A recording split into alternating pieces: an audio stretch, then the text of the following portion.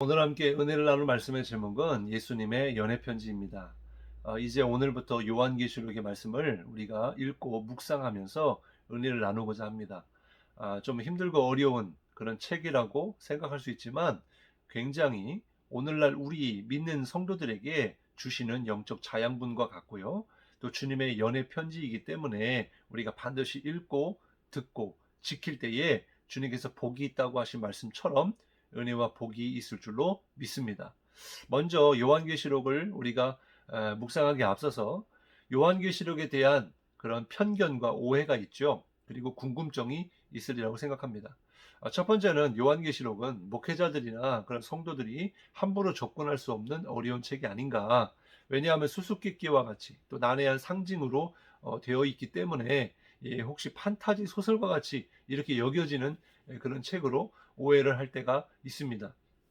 그러나 요한계시록은요, 분명한 것은 주님께서 사도 요한에게 그가 로마의 박해 가운데 반모섬에 유배되어 있을 때에 장차 일어날 일, 확실하게 일어날 일들에 대한 환상을 보여주시면서 그를 통하여 소아시아 7교회의 성도들에게 위로하시며 격려하시며 끝까지 믿음을 지킬 때에 주님이 이기신 것처럼 너희들도 반드시 이길 것이다 라고 하는, 정말 주님의 나라가 반드시 이 땅 가운데 임하게 될 것이다 라고 하는 격려의 말씀, 연애의 사랑의 편지다라는 것을 우리가 꼭 기억해야 됩니다.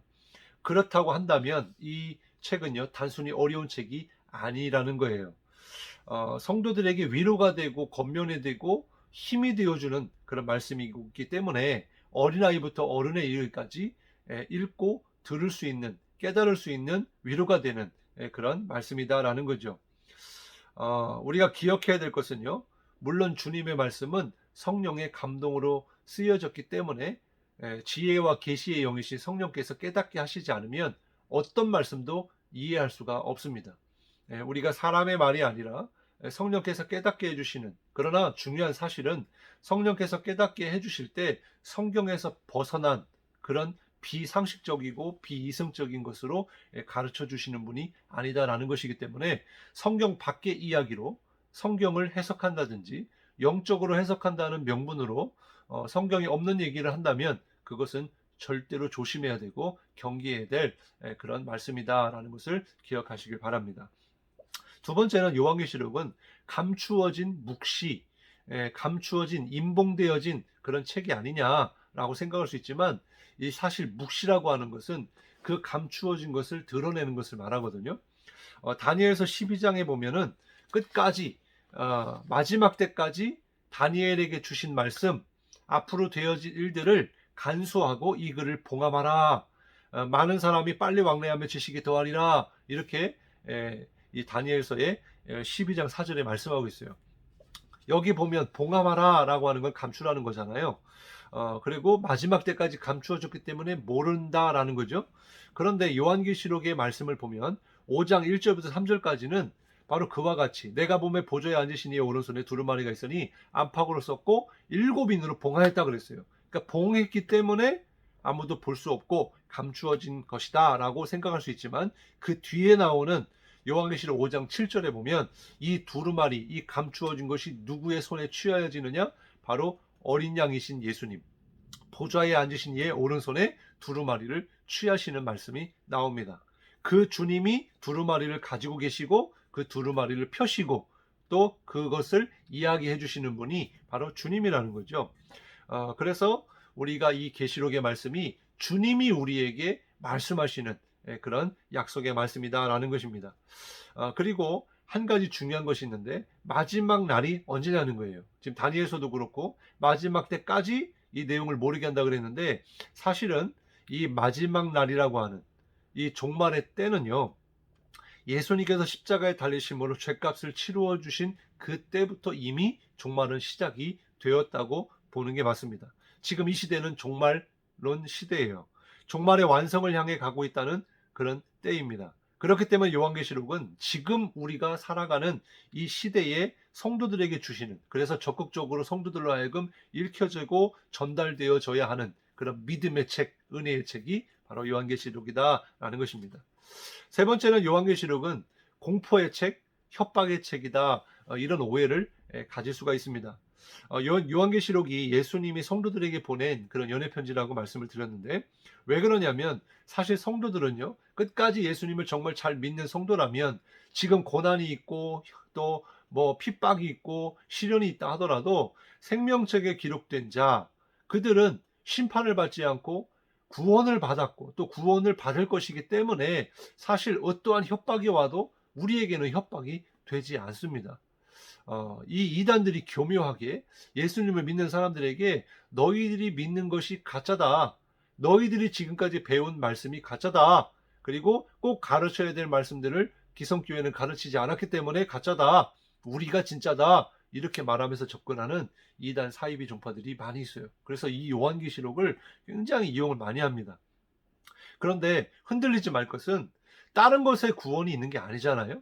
다른 교회에 또 다른 가르침에 다른 길이 구원이 있지 않잖아요. 오직 구원의 길은 예수님밖에 없어요. 그리고 내가 어떤 교회를 다니든지 예수 그리스도 그리고 성경 이외의 말씀이 아니라면은 성경 안에서의 말씀만 우리가 바로 믿고 듣는다면은 문제될 게 하나도 없어요. 근데 더 배우고 싶고 더 알고 싶다는, 물론 그런 소망, 그런 사모함은 좋습니다. 그러나 오히려 그것이 잘못되어서 다른 곳에 가서 성경을 배운다거나 그렇게 할 때에 큰일이 생기는 거예요. 그래서 우리는 요한계시록을 바로 이해하고 우리가 묵상해야 될 것입니다.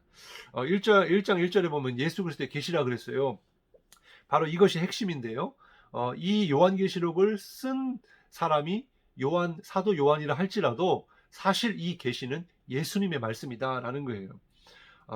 그렇기 때문에 우리가 종말을 이해할 때 오지 말아야 될 공포가 아니고 우리가 기다려야 할. 그래서 우리가 장례 때 어떤 목사님이 장례 중에 이런 말씀을 하셨어요. 돌아가신 분, 우리가 사별의 아픔 또 슬픔이 어찌할 수 없는 그런 고통이지만은, 그러나 그 먼저 간 고인은요 고통을 모르는 거죠. 이제 고통이 없는 거죠. 그 사람이 이 땅을 살아갈 때 예수님을 믿었다고 하면은 정말 더 좋은 곳, 본향 하나님의 나라에 들어가서 예수님의 품에 안기셨다고 한다면 이 땅에서 삶이 뭐가 더 그립고 뭐가 더 아쉬움이 있겠어요. 오히려 먼저 가신 분들은 와, 이렇게 좋은데, 이렇게 진짜 하나님의 나라가 있는데 내가 왜 이 땅에서 그렇게 집착하며 살았을까? 오히려 지금 더 빨리 갔어야 되는데 라고 하는 아쉬움이 있을 것이다 라고 말씀을 하셨는데, 맞습니다. 이 땅에서 아무리 호화스러운 또 사치스러운 삶을 산다 할지라도, 누리며 산다 할지라도 하나님의 나라에서 누릴 것과는 비교가 안 될 것입니다. 그래서 우리가 요한계시록 읽을 때 무슨 예수님을 믿음으로 불구덩이에 들어가지 않을 만큼 살짝 건진받는 그런 정도의 소극적인 그런 그런 종말관이 아니고, 정말 반드시 승리한다. 우리 예수 믿는 사람들은 반드시 승리하고 주님이 우리를 데리러 오신다.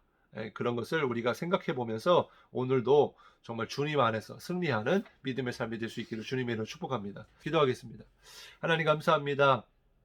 하나님, 이제 오늘부터 요한계시록의 말씀을 묵상하게 될 텐데 사도 요한에게 보여주시고 또 맡겨주신 그 계시의 말씀이 오늘날 기록되어진 이 요한계시록인데, 이 말씀을 우리가 꼭 잘 읽고 듣고 묵상하여서 정말 이 종말의 때를 살아가는 우리 모든 믿음의 성도들에게 위로가 되게 하시고 정말 복이 되게 하시고 끝까지 믿음을 지키되 정말 마귀의 유혹과 시험에 넘어지지 아니하고 또 잘못된 가르침에 흔들리지 아니하고 정말 오직 예수 그리스도만이 우리의 구원의 길이심을 믿으면서 정말 참된 믿음으로 주님이 오시는 그날을 우리가 오늘도 기대하고 바라보며 기다리는, 기도하며 깨어있는 모든 믿음의 백성이 되게 하여 주옵소서. 감사드리며 예수님의 이름으로 간절히 기도드리옵나이다. 아멘.